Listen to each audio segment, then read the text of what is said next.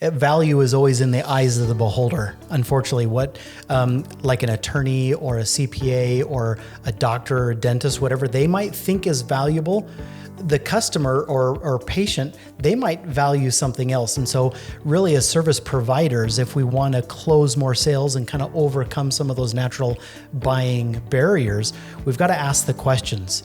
We have to ask them what they value, what's important to them, and then cater whatever it is we're ultimately promoting or selling around that.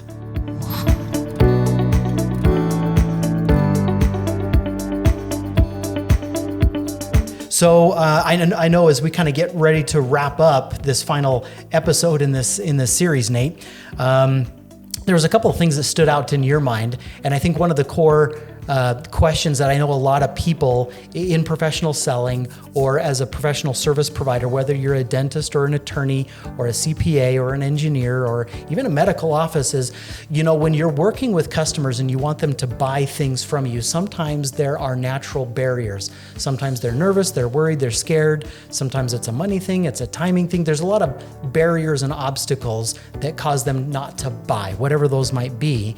And so one of the questions is how do you help people, or how do you overcome some of those natural buying barriers and ultimately close more sales? Thoughts on that from the conference?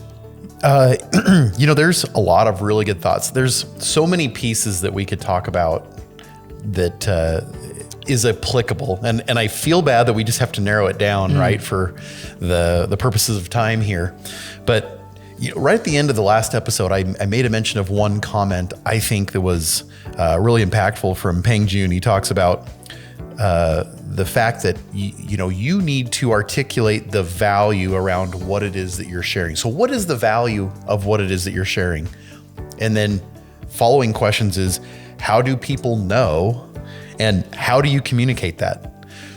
And there's been several examples that we've talked about in past episodes where we've highlighted that people are not often, they're not often really good at outlining and giving good detail. They kind of skip through the stuff that they know. They kind of make some assumptions. They kind of just hit the highlight points. But sometimes that's not really a good idea. And so what needs to happen is that you need to just say everything. You can't assume that anybody would know anything. Now, there are different levels of intelligence or knowledge in your industry, whatever it might be, but you can't ever assume that people just know all of the things. So you need to be able to highlight what that value is. And anyways, that's kind of what stood out to me. And then how do people know? They don't unless you say it or show it. And I'd say that's like in itself a really powerful statement. I agree.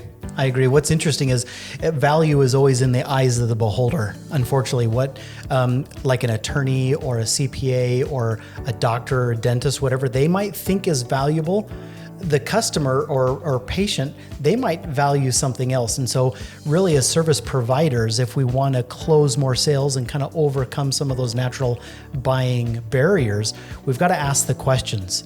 We have to ask them what they value, what's important to them, and then cater whatever it is we're ultimately promoting or selling around that, and help them see that if you want this benefit or this cool thing in your life, then get this thing that I'm selling you. In essence, I mean, being a little frank, but value's in the eyes of the beholder. We don't know what it is unless we ask. So on that point, it seems like this was a recurring theme throughout Funnel Hacking Live. Was you can make all of the assumptions you want. Maybe you've got something and you're like, oh, this is going to sell really well, or this service is going to knock people over. They're going to love it, right? But how do you know? And so one of the recurring themes is you have to communicate with your community, with your audience. So setting up a community is a really good idea. And then having conversations with them will help you discover anything you need to know about what your audience is. And so how do you know what the value is? Like you said, it's in the eyes of the beholder, but it's different for everybody. And so you can find out what those things are and how you need to communicate simply by asking. Yeah, you're right. Having that kind of a community and then regularly polling them or surveying them or asking them just yields a lot of really insightful information about your customers and potential buyers, and that you can then use to leverage in a lot of great ways. So, but I agree. So many of us just get so busy in business that we just never ask. That's we right. never slow down and take the time to ask.